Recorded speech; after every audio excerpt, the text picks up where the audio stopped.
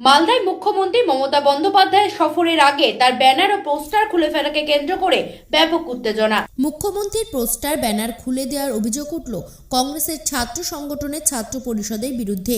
মঙ্গলবার দুপুরে ইংরেজবাজার শহরের রথবাড়ি এলাকায় ছাত্র পরিষদের একটি অবস্থান বিক্ষোভের সময় মুখ্যমন্ত্রী মমতা বন্দ্যোপাধ্যায়ের টাঙানো পোস্টার ব্যানার খুলে দেওয়ার অভিযোগ ওঠে, আর তাকে নিয়েই শুরু হয়েছে রাজনৈতিক বিতর্ক।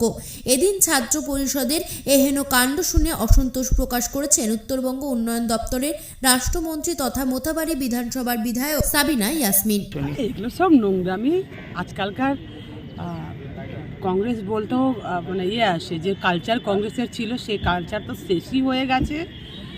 এখন বরঞ্চ আমরা তৃণমূল কংগ্রেসে এসেও ওরা যে এই নোংরামিগুলো করছে, সেই নোংরামিগুলোকে আমরা ধিক্কার জানাচ্ছি।